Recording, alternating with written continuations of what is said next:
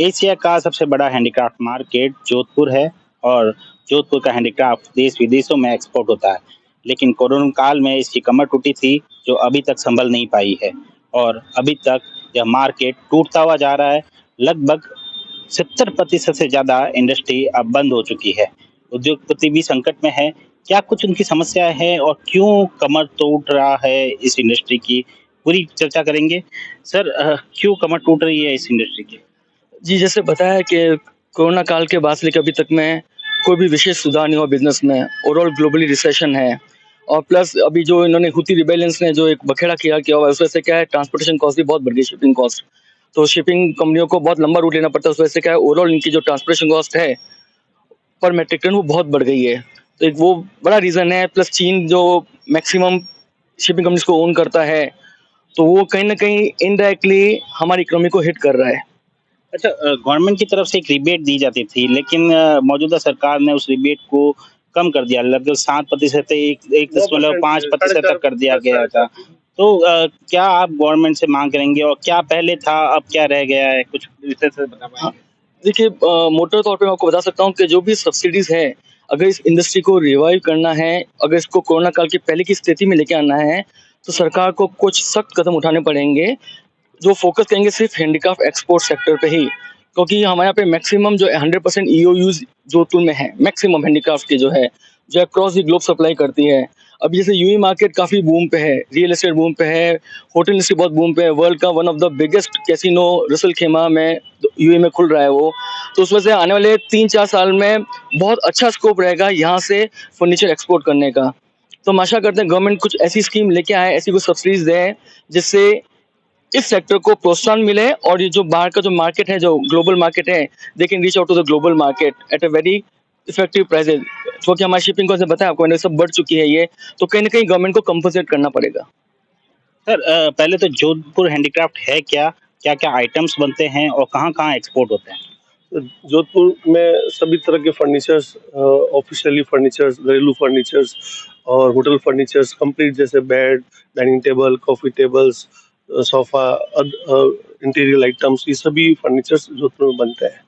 और इन सब का उपयोग है वो वर्ल्ड के हर कोने में होता है। और ये जर्मनी, यूएसए, ऑस्ट्रेलिया और काफ़ी कंट्री हैं जो इंडिया से माल लेती है। पर इंडिया में व्यापारी को सुविधा नहीं होने के कारण से और हर फैक्टर के अंदर उसको तकलीफ का सामना करना पड़ता है।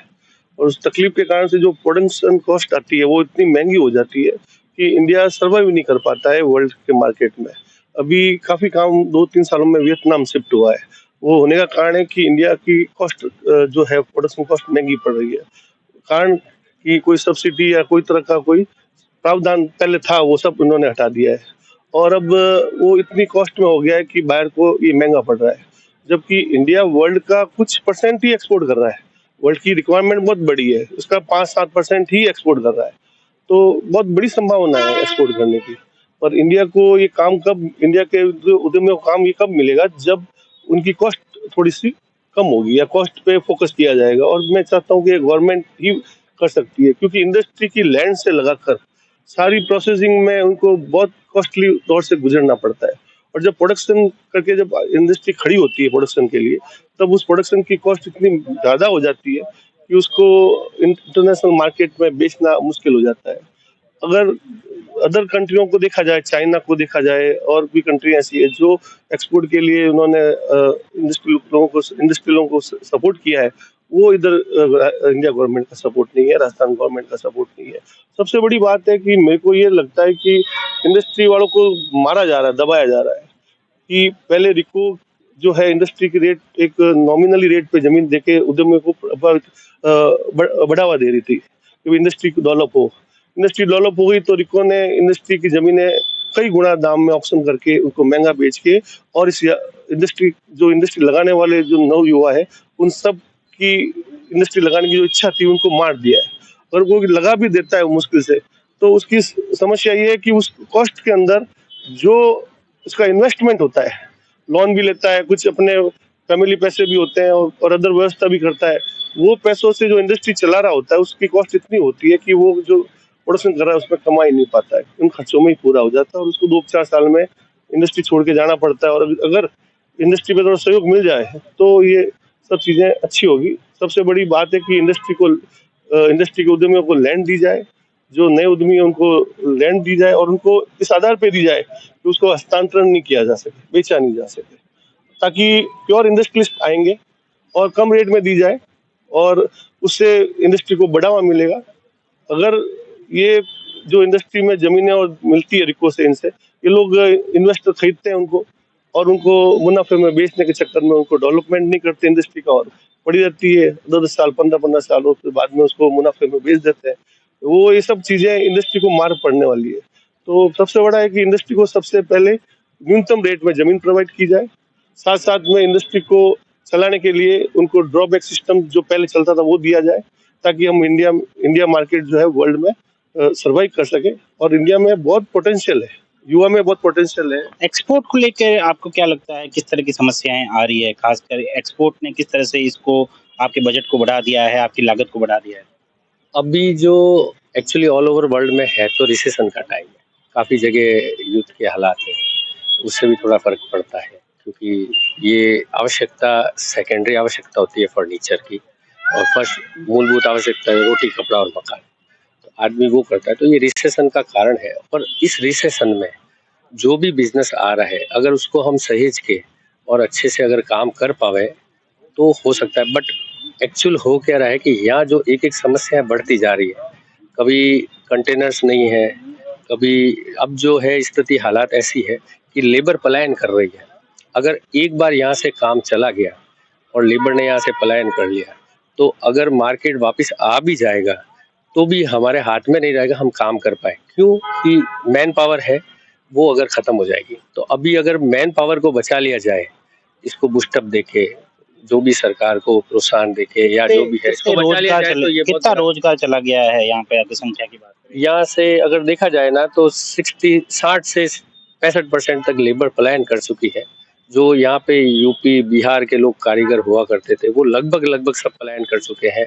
बंगाल के कुछ हुआ करते थे वो भी पलायन कर चुके हैं। और राजस्थान गवर्नमेंट जो मतलब राजस्थान जो लेबर है वो यहाँ पे जो मैन जो है वो कारीगर है एक्चुअली, अब वो बची हुई है। अब उनके बचने से राजस्थान की जो लेबर है उसकी जो लागत आती है ना वो 1.5 गुना आती है उसको काम करने में। तो हम वहाँ इंटरनेशनल मार्केट में ये सब अगर लागतें बढ़ गई तो हम कॉम्पीट नहीं कर पाएंगे, क्योंकि लेबर कम होने से या ये भी चीज़ें इफेक्ट आ जाती है। और प्रोडक्शन जैसे जैसे आगे वीक होता है, जैसे वो भी अगर पैकिंग मटेरियल हो गए तो सब महंगे हो चुके हैं, कॉस्ट है जो महंगाई का जो है वो सब चीज़ें महंगी भी हो चुकी है, कंटेनर कॉस्ट से लेके एवरीथिंग, तो हम सर्वाइव नहीं कर पाएंगे। शिपिंग में कितना खर्चा बढ़ा है, कितना गुना बढ़ गया है? पहले एक कंटेनर में आप माल बेचते थे कितने रुपए लगते थे, अब कितना लगता है?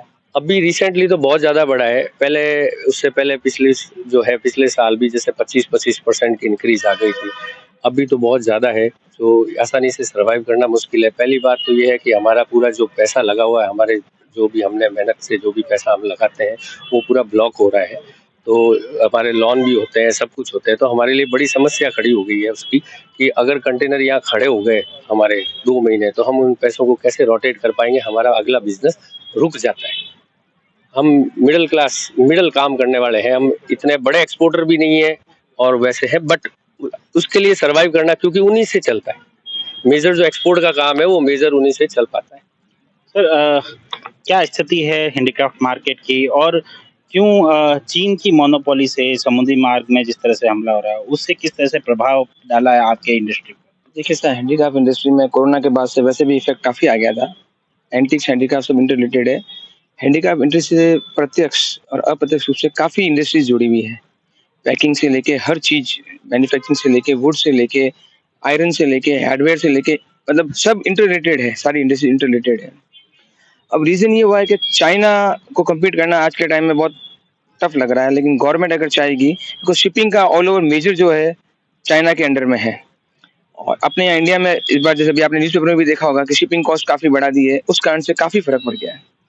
अगर ये स्थिति रही तो आगे सर्वाइव करना काफ़ी टफ हो जाएगा इस इंडस्ट्री के लिए।